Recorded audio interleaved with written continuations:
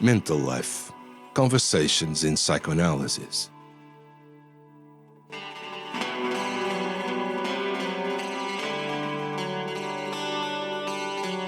Conveying psychoanalytical thought simply.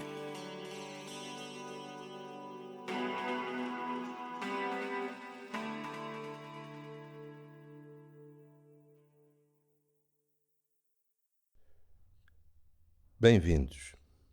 Chamo-me Nuno Sousa Monteiro, sou membro da Sociedade Portuguesa de Psicanálise e trabalho em psicanálise e psicoterapia em clínica privada em Lisboa e sou o vosso anfitrião neste podcast. A nossa convidada de hoje é a doutora Maria do Carmo Sousa Lima. É psicanalista, membro titular com funções didáticas da Sociedade Portuguesa de Psicanálise, membro da IPA e da FEP, com uma extensa experiência clínica no trabalho com crianças, jovens e adultos. Durante cerca de 13 anos, trabalhou em supervisão com Donald Meltzer em Oxford. Atualmente, para além de ser formadora no Instituto de Psicanálise de Lisboa e supervisora, trabalha em clínica privada em Lisboa. Muito obrigado por ter aceitado o meu convite para aqui estar. Obrigada, Nuno. E no episódio de hoje, vamos pensar acerca de um excerto da voz de Donald Meltzer, gravado numa sessão de supervisão, em que nos relata uma fascinante situação ocorrida com uma paciente sua, na altura com 7 anos. Vamos ouvir. Had a little girl, she was about 7 at the time, and this was about her second year of analysis, a fascinating, intelligent child. And her blue pencil, which she was drawing a lot, her blue pencil had worn down to nothing, just a little stub, and I said, yes. She asked me to get her new one. I said, yes, I'll have it for you next time. And I did buy the pencil, but I forgot to put it in her box. And she said to me, you didn't get my pencil. I said, oh, yes, I did, but I forgot to put it in your box. I might as well get it for you now. I might as well get it for you now. I went out of the room, fetched the pencil, and brought it back. The next session, she was ill. She was ill for 2 weeks with pneumonia. When she came back, she said to me, it was all your fault. I said, how do you know? Because of the dream I had that night.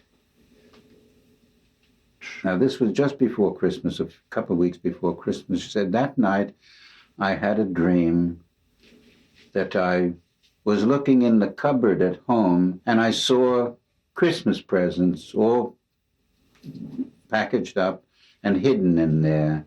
And I said to my father, oh, there are my Christmas presents. And he said, yes, you might as well have them now. As if to say to Daddy, oh, there's your penis in your trousers. Oh, you might as well have it now. No, you need to wait till you're 18 or 20. Technical mistakes can be very dangerous. Yeah. Bem, e voltando a ouvir, não é? Porque quando o Meltzer disse isso, estava lá na altura, foi consigo também.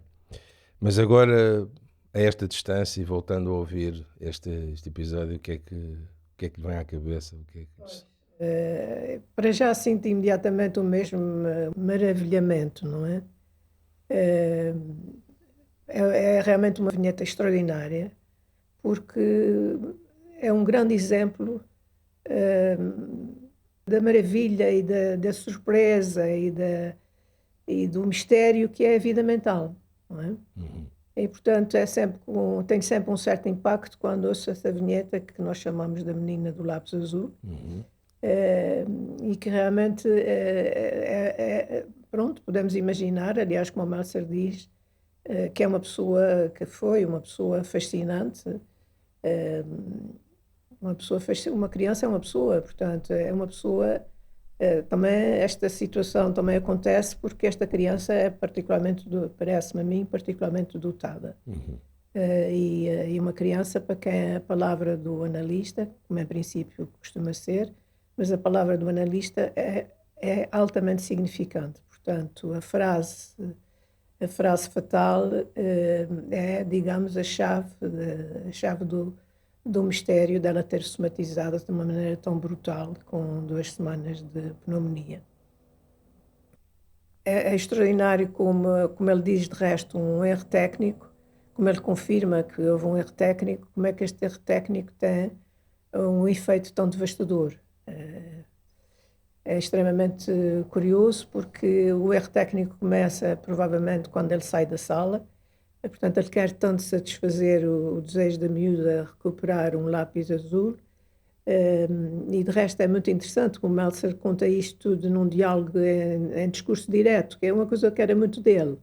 Aliás, eu recordo que quando se discutia casos de crianças até mais novas, a identificação dele com as crianças era de tal maneira que ele mimava o falar infantil. Ele fazia uma voz infantil, fazia uma voz de criança e fazia o que fazia o discurso, quer dizer, com os vários personagens, mimava a voz infantil, uma espécie de teatralização vocal. Tal era realmente a identificação que ele tinha com as crianças. Nesta situação concreta da menina do lápis azul, ele diz uma coisa ligada ao real e ao concreto, e a criança ouve um ponto de vista fantasmático. Portanto, podes tê-lo desde já, é depois transportado para o sonho, que ela, muito inteligentemente e de uma maneira, com uma grande intuição, uma grande perspicácia, quando ela volta, diz: a culpa foi tua, e ele pergunta: como é que tu sabes? Completamente perplexo, e ela, por causa do sonho que eu tive nessa mesma noite. Portanto, curiosamente, nessa mesma noite, ela faz um sonho que, à boa maneira freudiana, realiza o desejo. Ela vê tal armário cheio dos brinquedos para o Natal, e o pai, ela pergunta: mas isso são os meus presentes embrulhados ainda, que teria que ter uma moratória, porque eram só para o Natal? E o pai diz exatamente a mesma palavra, reconstitui no sonho exatamente a frase que o analista lhe tinha dito: podes tê-los desde já.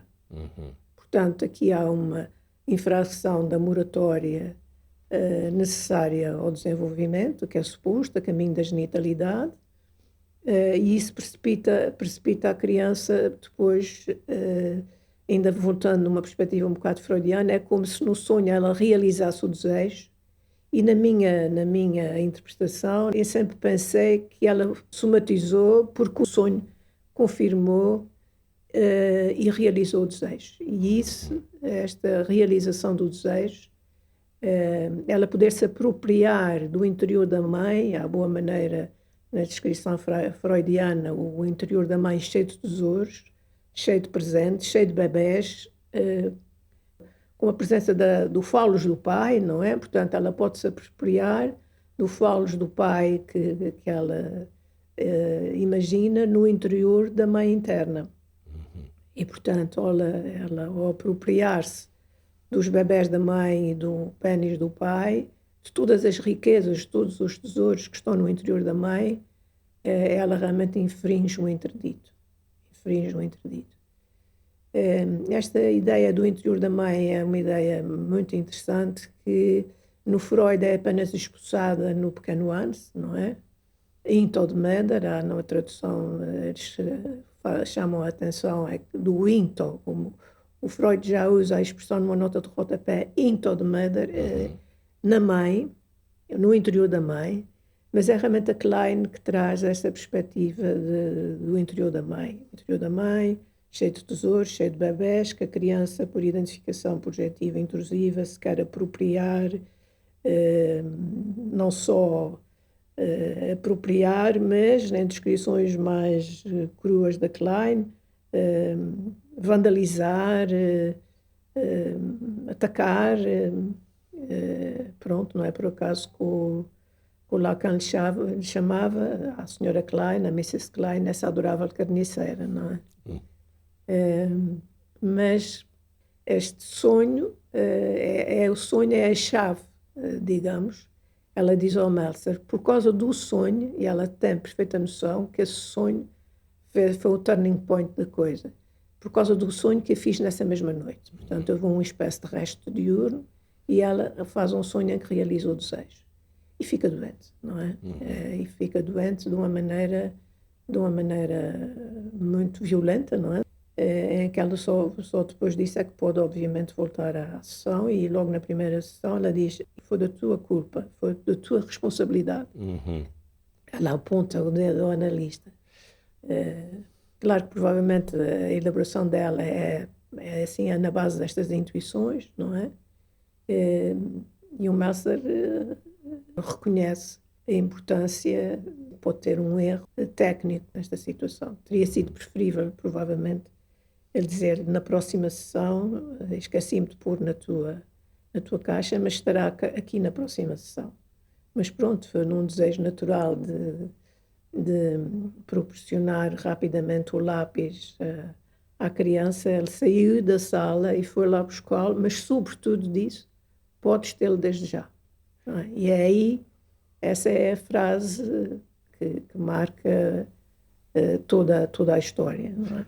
Pois, porque ele termina esta passagem dizendo: os erros técnicos podem ser muito perigosos. E eu fiquei a pensar, e gostava de perguntar também, quais é que são exatamente os erros técnicos nesta história? Quer dizer, já referiu a expressão podes tê-los desde já. Mas qual é que foi o erro? O erro foi dizer isso? Foi sair da sala? Foi outra indicação? Ele diz que foi: comprei, mas esqueci-me de lhe colocar na caixa dela. O que é que acha que são? Quais é que acha que são de facto os erros técnicos? Eu acho que há um clima, há uma combinação de fatores. O Meltzer o Meltzer esquecer-se, mas isto não é muito grave. Um analista é uma pessoa, pode-se esquecer. Eu acho que teria sido muito mais simples. Claro que se nós estamos de fora é mais fácil falar. Sim, claro. Temos de ideias. Teria sido mais simples dizer: eu comprei, mas esqueci-me de pôr na tua caixa, na próxima sessão estará na tua caixa. Pronto, e penso que aí a coisa ficava fechada. E não eliminava a dita espera. E não eliminava, exatamente. Agora, quando ele sai da sala, ele tem um movimento de querer satisfazer muito a criança. Ele tem este movimento de querer dar logo, reparar o ter-se esquecido de pôr o lápis na caixa. Ele não se esqueceu de o comprar, ele conta tudo isso, mas esqueceu-se de o pôr na caixa. E é confrontado pela criança que diz: mas então o meu lápis azul? E ela está muito segura, ela está muito segura que o analista não se iria esquecer, porque ela pergunta pelo lápis azul. Ela tem uma grande confiança nele. E ele quer retribuir essa confiança e sai para ir buscar o lápis azul. Mas eu penso que isto não teria sido especialmente grave. Ele saía e entrava, não é o ideal. Mas eu penso que foi a frase que faz a história. O que constrói a história é a frase. Ele está a falar a um nível concreto de realidade externa e ela ouve a um nível fantasmático. E é isso que o analista tem que ter sempre presente, ou é suposto que tenha presente, que qualquer palavra do analista ou qualquer movimento é altamente significante para o analisando, sobretudo se o analisando é uma pessoa particularmente dotada, sensível, atenta, intuitiva, inteligente, como era esta criança. Portanto, ela tem antenas para tudo o que se passa com o analista, e de resto nós temos as nossas experiências, as nossas próprias análises, tudo era motivo de interpretação nossa. Não é? Sim, claro. Pois. Pequenas coisas. Pequenas coisas. O meu analista fumava às vezes, e ele fumar ou não fumar, o meu analista durante as sessões fumava, de vez em quando, e ele fumar ou não fumar tinha imenso significado. Qualquer movimento, até movimentos corporais, os ruídos de cruzar as pernas, descruzar a perna, tudo são sinais. Portanto, o analisando está num estado de hiperalerta à voz, ao corpo, aos movimentos, à respiração, a tudo que venha da parte do analista, como um bebé, em certos momentos, com a mãe. Há uma atenção enorme, estamos completamente concentrados naquele objeto. Estamos completamente concentrados em tudo o que vem dali e não existe mais nada. Então a palavra também toma uma amplitude absolutamente extraordinária. Em certos momentos tem um poder absolutamente, tem um grande poder, não é? A palavra tem um grande poder, os silêncios também, mas a palavra tem um grande poder. E o que acontece aqui é que ele diz a um nível, mas ela ouve a outro, não é? Pois. Ela ouve a um nível fantasmático, é o inconsciente dela que transporta essa frase de tal maneira que a guarda para poder sonhar. E quando sonha, ela está mais perto de somatizar, pronto, transportar, descarregar na cena do corpo o impacto da transgressão, porque há uma transgressão. Isso faz-me pensar, agora, por acaso, de repente faz-me pensar, se isto é assim, com uma coisa destas, não é? Que se passa a nível fantasmático, apenas a nível fantasmático, podes tê-lo desde já. Podes ter o pênis do pai, podes ter os bebés, podes ter acesso a qualquer coisa que só é suposto teres acesso quando atingires a genitalidade, os 18, 19 anos, ele diz de resto na vinheta. Podemos imaginar o trauma que será quando haja uma infração dessas moratórias, mas na ordem do real. Portanto, quando há, por exemplo, um trauma de um abuso. É de uma violência extraordinária. Isto liga-se um bocadinho, faz-me pensar na teoria da sedução do Freud. O Freud, na sua etiologia das neuroses, aí por volta de 1895, à roda de 95, ele está a delinear a sua teoria sobre a etiologia das neuroses e aquilo que ele chama a sua teoria da sedução, em que ele acha que provavelmente na maioria das neuroses houve efetivamente abuso por parte de um adulto de confiança, houve um abuso da parte de um adulto de confiança e esse abuso deixa um rastro que estaria na origem da neurose. Mas 2 ou 3 anos mais tarde, penso que logo em 97, ele escreve ao Felice e diz: eu já não acredito na minha neurótica, eu já não acredito na minha teoria da sedução. Isto tem tudo a ver com os avanços extraordinários que ele tinha feito ao nível do pensamento analítico sobre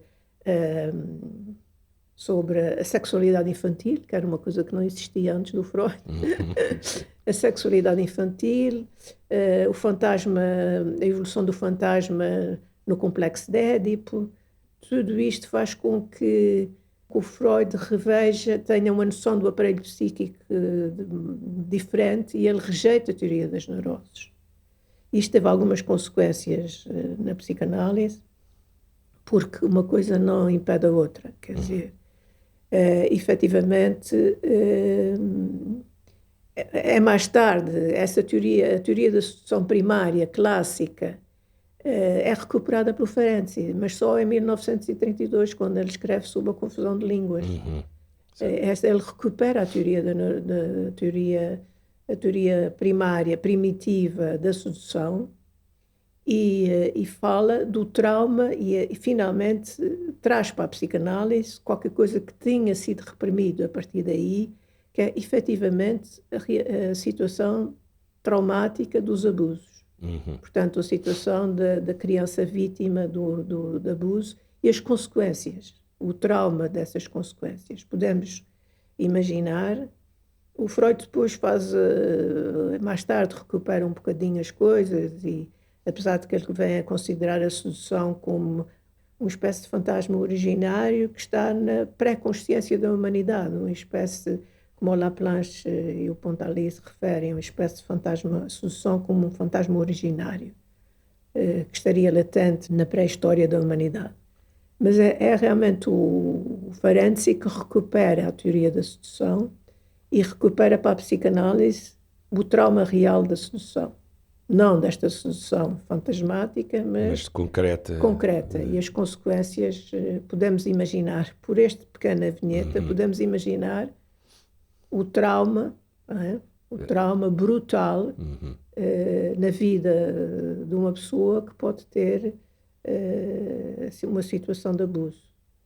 porque interrompe, quer dizer, o Luís Cabret tem uma expressão muito interessante, diz que o tempo fica mumificado, é como se o tempo ficasse mumificado, quando há uma situação grave, porque interrompe aquilo que o Winnicott chama a continuidade do desenvolvimento, a continuidade, quer dizer, o trauma é qualquer coisa que interrompe, corta a continuidade do desenvolvimento.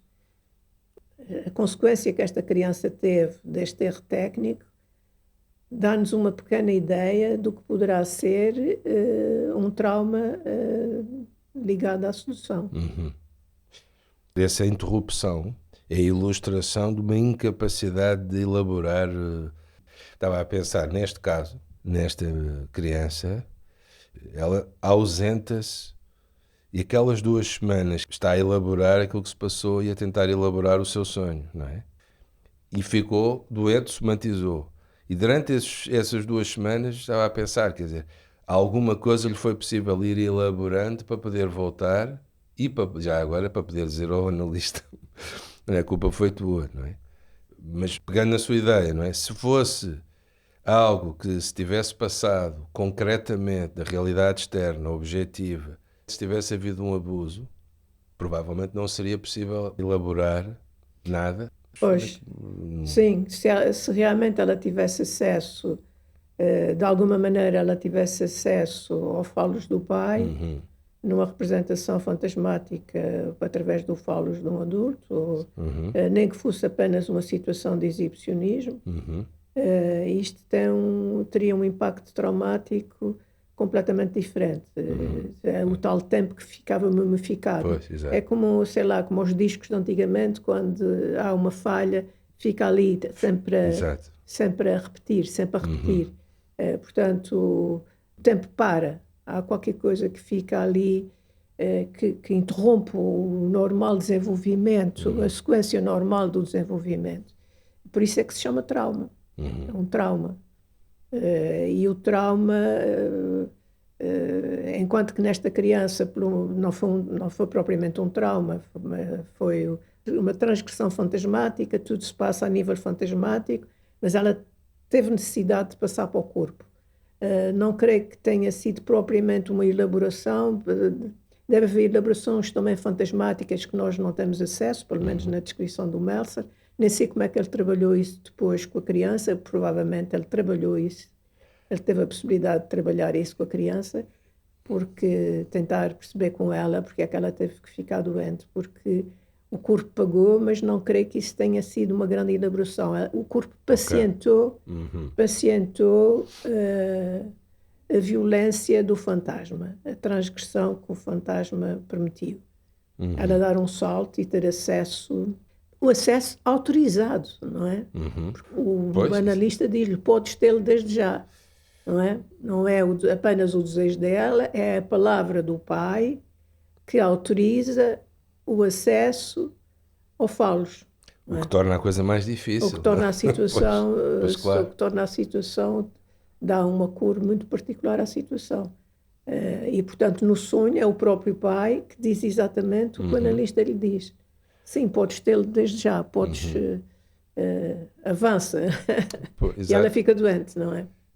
Mas saiu do estado de doença, era isso que estava a pensar. Sim. Alguma coisa se terá passado Sim. na cabeça. Alguma coisa de muito importante, do trabalho que ela fez nessas 2 semanas para poder ter saído da doença e ter voltado à análise. Sim. E com essa determinação dizer, olha, a culpa foi tua, portanto vamos lá esclarecer aqui a coisa. E essa é uma questão, evidentemente, nós não sabemos, tenho perguntado muitas vezes, e queria perguntar assim, quer dizer, ok, nós não sabemos o que é que o Meltzer fez, mas num primeiro momento, como é que interpretaria o sonho dela? Não sei, quer dizer, enfim, agora nunca tinha pensado nisso, mas eu teria dito o que eu te disse, promoveu a fantasia que poderias ter acesso a qualquer coisa como o falos do pai, ou que poderias ter acesso ao que está dentro da mãe, como os bebés da mãe. O facto de ter dito podes tê-lo desde já, representar-se fantasmaticamente como uma autorização de teres acesso a teres o teu namorado, a teres uma vida adulta de namorados, e quando tu tens apenas 7 anos. És ainda uma criança. Às vezes a situação infantil é vivida pelas crianças como uma espécie de humilhação. Ainda. Aliás, é uma coisa que nós devemos fazer nas terapias, não dizer à criança tu és uma criança, mas dizer ainda. Ainda. A coisa está em trânsito. Ainda és criança, ainda és uma criança, ainda não tens acesso a teres um namorado, ainda não tens acesso a uma adolescente, a teres o teu homem, ainda não tens acesso a teres um namorado, ainda não é o tempo de poderes ter bebés. Portanto, é menos limitador. É menos limitador. Tens que esperar e introduz essa moratória do tempo. Vai ser possível um dia, não é? És criança, não podes ter um namorado, não podes ter um zizi no pipi, não podes ter ainda bebés, não é? A palavra ainda é extremamente securizante. Eu usava quando via crianças, que via até muito tarde, durante muitos anos, usava bastante o ainda és pequenino, ainda és muito pequenina para teres um namorado, ainda és muito pequenina para teres bebés. No sonho tu queres ter os bebés todos que estão dentro da mãe, são estes presentes, não é? Queres ter a possibilidade de ter um namorado, mas ainda não é preciso usar frases muito cruas como queres o pênis do pai. Sim, eu, pelo menos, na minha maneira de funcionar, eu tinha sempre um cuidado, uma delicadeza de dizer a mesma coisa, mas de maneiras que a criança sempre percebia. Não precisava de dizer queres o falos do pai, o pênis do pai que está aqui debaixo das calças, como o Meltzer diz, porque nós não sabemos se lhe não sabemos assim. se ele dizia exatamente assim. Mas era nesse estilo kleiniano mais mas o Meltzer era mais puro e duro nas suas interpretações. Depende, depois cada psicanalista tem um bocadinho o seu estilo, tem a sua própria abordagem, mas eu acho que se pode-se fazer interpretações muito kleinianas ou pós-kleinianas, ou como quiserem chamar, sem usar de gros mots, expressões que... Isso também é um bocadinho cultural. Portanto, na nossa cultura temos muito evitamento de palavras mais fortes, não é? Não há assim uma prática muito de banalizar palavras mais fortes, não é? O que não quer dizer que em certos momentos não seja a altura de as dizer, não é? Pois. É preciso ter o bom senso e a delicadeza e a intuição de escolher o momento, não é? Em que se pode dizer essas coisas. E normalmente quando as coisas mesmo duras são ditas com delicadeza, com muita atenção e com muita delicadeza, aquilo que o Meltzer chamava kindness, as coisas estão sempre bem aceitas. Nunca me aconteceu haver uma rejeição escandalizada de alguma interpretação mais sexualizada que eu possa ter feito, mesmo com adultos. Eu estava a pensar também em relação aos adultos também. Muitas vezes em situações também com adultos, há questões que estão em transição, em transformação. Exatamente. E a mesma questão, eu creio que se põe, não é? Do ainda, num sentido de não limitar, não num sentido... Deixa uma abertura, quer dizer, há um futuro. A pessoa não está condenada não há um veredito, não há um diagnóstico que fixe a pessoa ao chão. Eu acho que esta palavra é um grande recurso, ainda tem dificuldade, ainda não é a altura para considerar que não sei o quê, ainda não é capaz de perdoar aos seus pais, sei lá. Estava a pensar nisso porque a questão que colocou é muito interessante também essa questão cultural, não é? De utilizar as palavras, da escolha das palavras. De facto, nós temos mais essa cultura de evitamento, mas eu diria, se calhar, não sei se concorda comigo, mas que tem que ver, não é só uma coisa portuguesa, mas mais latina. Sim. De não sermos sempre muito diretos. E noutras culturas há mais esse hábito de ser sempre, preferencialmente, muito direto. Sim. É aquela palavra e pronto. Realmente os povos latinos têm um certo pudor com toda a linguagem ligada à sexualidade. E eu penso que os anglo-saxónicos, e da experiência que tive, a coisa é muito mais crua, muito mais direta. E eles lidam bem com isso. Não é? Sobretudo, por exemplo, quando a pessoa vem de supervisões, como eu vinha do Meltzer, em que há algumas interpretações, eu adaptava, e pronto, eram ajudas preciosas, mas algumas interpretações eu adaptava à minha linguagem, ao meu contexto, e nunca me arrependi de o fazer.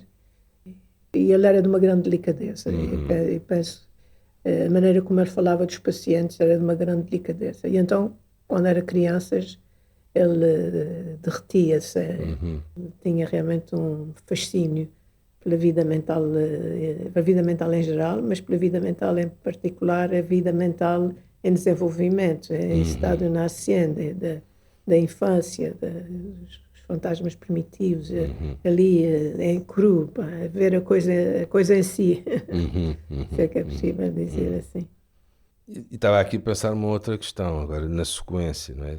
A criança fica 2 semanas fora doente, depois volta e diz isso, a culpa foi tua. Não deve ser uma coisa fácil. Sim, não deve ser fácil para o analista sentir essa responsabilidade e como reparar isso, quer dizer, Era isso só é reparável até certo ponto, é o tal erro técnico que deixa um traço devastador, quer dizer, já ninguém pode tirar os 2 meses, as 2 semanas de pneumonia que a criança teve que pacientar. E eu penso que isso é um choque também para o analista também vai ter que elaborar isso e entre aspas, perdoar-se a si próprio, porque estavam a trabalhar a níveis diferentes, quer dizer, o analista estava a falar a um nível de realidade e ela ouvia um nível fantasmático. Em princípio, o analista não pode nunca esquecer que o analisando ouve sempre a outro nível, ouve sempre noutros patamares ou em vários patamares diferentes. E, portanto, o concreto não existe em psicanálise, quer dizer, numa sessão analítica, é muito, a coisa é sempre ouvida com uma amplitude completamente diferente. Bem, e o Meltzer, como ele próprio reconhece, erro técnico. Ele sai da sala, sai, se quiser, simbolicamente sai do setting, abandona aquela posição, mesmo que momentaneamente, o próprio reconhece que os erros técnicos podem ser muito perigosos, mas era mesmo isso também que eu fiquei a pensar, não é? Essa questão, e agora como é que se repara? Eu acho que há uma parte que o analista deve reconhecer quando há um erro técnico, que é o analista reconhecer, olha, tens razão, e eu lamento. Eu lamento. Portanto, a pessoa lamentar. Isso é altamente reparador, é de uma grande honestidade da parte do analista, reconhecer. Há analistas que têm muita dificuldade de reconhecer certas falhas. E isso absolutamente faz parte do caráter do analista, da honestidade, de qualquer pessoa, mas do analista aqui neste caso em particular. Portanto, quando há um erro, e ainda por cima um erro com consequências, e que se torna evidente, porque ela diz foi a tua culpa, não é? Ele tem que... Aliás, ele está tão honesto para isso que ele pergunta, mas como é que tu sabes?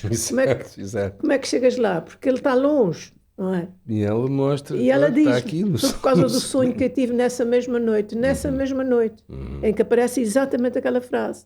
Portanto, a chave a chave deste enigma, deste mistério, a chave é a frase que o analista dá. Está a ver a importância que a palavra do analista tem, que é ouvida a outro nível. E aí o analista só tem que reconhecer e lamentar. Olha, lamento. Vamos pensar nisso. Neste caso concreto, pode tentar, imagino que ele e a criança terão falado sobre isso. E o Meltzer terá tido a oportunidade de fazer, seguramente, imagino eu, uma interpretação finalmente dessa frase fatal. Provavelmente tu a viste como uma autorização para poderes ter um namorado, para poderes ter bebés, para poderes fazer qualquer coisa que só é suposto fazeres quando tiveres 18, 19, 20 anos, como ele de resto. Portanto, isso é uma interpretação. É uma interpretação de que houve digamos, o que precipitou foi ter havido uma transgressão da moratória do desenvolvimento. No fundo, quando se passa num abuso na ordem da realidade, o tal trauma que eu falava há bocado, que o tempo para, pá. A criança fica parada no trauma, pá. E isso é muito mais difícil de resolver, e mesmo quando é muito trabalhado, muito apoiado, com psicoterapias, com acompanhamento, com poder falar da coisa, poder não haver, sobretudo, não haver um desmentido, porque frequentemente estas crianças que sofrem abusos também passam por desmentidos. Haver o reconhecimento de que aquilo se passou mesmo, tudo isso é reparador, mas eu penso que fica sempre uma falha, fica sempre Um desmentido. a palavra da criança não é tida em consideração, ou não é ouvida, ou até está-se a passar, é suposto que os outros adultos deem por isso, e o adulto não vê, tem uma cegueira. O adulto protetor tem uma espécie de cegueira. Às vezes a gente admira-se como é que há situações de abuso em que as mães, só 2, 3, 4 anos depois, é que se dão conta de que a criança está a ser abusada por um familiar, por uma pessoa próxima, etc. E a gente diz, mas como é que é possível? Que é muito importante haver denúncias, aliás, hoje em dia é um crime público, haver denúncia e isso é feita, entre aspas, justiça. É muito, muito importante. Funciona como um certo reconhecimento, uma certa reparação. E o que quer que seja que se passe, tendo mesmo em conta a sedução natural das crianças, o exercício natural da sedução que as crianças praticam, de sedução, um certo exibicionismo, etc., a responsabilidade é sempre 100% do adulto. Frequentemente o pedófilo acha que a criança também queria, não é? Ou que a criança gostou, ou que não sei o quê. O que quer que seja, em qualquer história, 100% da responsabilidade é do adulto. A criança tem que ser protegida na sua evolução edipiana, no seu percurso a caminho da genitalidade. Pois há expressões freudianas. Tem que ser protegida, tem que ser contida, com muita delicadeza e com muita compreensão, porque obviamente há uma sexualidade infantil. Isso, o Freud, basta ler o Pequeno Hans e ficamos maravilhados. E os 3 ensaios sobre a sexualidade, etc. E tudo o que se tem escrito desde aí, que tem sido imenso. Hoje em dia não temos dúvida sobre uma sexualidade infantil, mas a sexualidade infantil é para ser protegida no seu desenvolvimento. Não é agida, é protegida. Uma pequena saída do setting, uma pequena saída da posição que devia ser mantida, como foi a frase, o sair da sala, um pequeno gesto como esse, de ter estes fechos, como Exato, dizia. e uma criança que tem 7 anos. Exato. A criança que tem 7 anos. Bem, é uma criança, de facto, especial. absolutamente É uma pessoa extraordinária. extraordinária. Sim. É uma criança que é tudo muito... Ela tem... A psicoterapia dela é preciosa, ela aproveita tudo, ela está lá com os sentidos todos alerta, ela tem uma atenção ao analista, à voz do analista, ao corpo do analista, à voz do analista, à palavra do analista, ela tem uma atenção extraordinária e as coisas são ouvidas a níveis muito profundos, fantasmáticos. Senão ela não teria feito o sonho. O sonho é extraordinário, é uma leitura clara, claríssima, inclusivamente, para não haver dúvidas, a frase do analista está posta na boca do pai. Exatamente. Do pai, não é da mãe, é do pai. E é que diz, podes tê-lo desde já. Podes ter o que está aí dentro desde já. Podes ter o que está no interior da mãe desde já. A verdade é que este gesto tão pequeno teve um efeito destes. Quer dizer, as coisas são muito delicadas, de facto. Há-me lembrado de uma expressão do Meltzer, de quando ele diz que ele tende a dar bastante mais importância à delicadeza do que à rigidez técnica. Estou a pensar, nós não sabemos o que é que ele disse a seguir quando ela volta, não é? Mas sabemos é a voz com que conta a história. Exato. E está, parece-me a mim, totalmente envolta nessa mesma kindness. Exato. Inclusivamente na forma como recebeu a acusação dela, não é? É muito interessante ouvir a voz, a música da voz do Meltzer, os cambiantes da voz. Ele aqui ainda tem uma voz, isto foi nos princípios das supervisões, ele aqui ainda era um homem com muita energia, uma voz enérgica, com os cambiantes, este discurso direto que ele faz, que é muito interessante, que ele usava muito põe as coisas em discurso direto, um disse, o outro disse, responde e diz. Sim, mas tem razão, quer dizer, a rigidez técnica pode ser também uma espécie de, para já um processo defensivo, é uma organização defensiva e pode ser até, como uma teoria, pode funcionar como um claustro. A pessoa ter um catecismo e vá com esse catecismo, com essa ideologia para a análise e é fatal. É fatal, porque não está lá o coração da coisa, que é a escuta, a sensibilidade, a intuição, a delicadeza, a música, o silêncio. Uma ideologia dá cabo de um setting, a rigidez técnica é fatal também. É uma coisa que faz apagar a riqueza de uma análise, a riqueza criativa, a criatividade que é suposta haver entre duas pessoas durante um processo criativo. E, no fundo, chegarmos àquilo que o Martha chega a falar, a beleza do processo psicanalítico. Há também um impacto estético, sobretudo no fim das análises. Muitas vezes, assim, mas isto é maravilhoso, isto é extraordinário. A gente tem um deslumbramento pelo próprio processo, uma gratidão, um reconhecimento. Mas como é que eu cheguei lá? Como é que eu estou a ver isso? Como é que esta pessoa me está a ajudar a ver isto? A pessoa tem um fascínio. Há um fascínio quando a coisa começa realmente a dar resultados, há um fascínio e queremos mais, não é?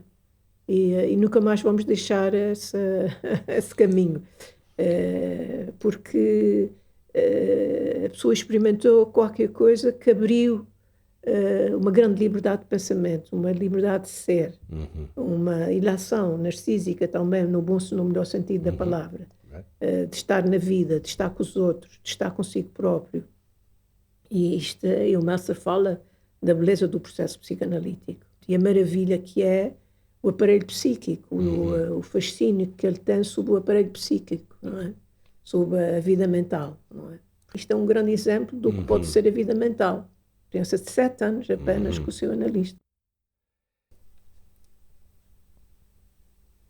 Bem, doutora Maria do Carmo Sousa Lima, queria agradecer-me de novo muito ter aceitado o meu convite para estar aqui para uma conversa tão interessante sobre esta história, também ela muitíssimo interessante. Foi um prazer e agradeço-lhe muito. Também agradeço, foi com muito gosto e também me deu muito prazer estar aqui a discorrer consigo sobre esta gravação do Meltzer, sobre a fabulosa menina do lápis azul. Muito obrigada. Muito obrigado. Muito obrigada.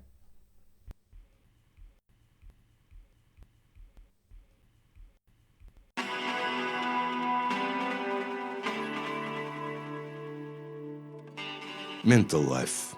Conversations in Psychoanalysis.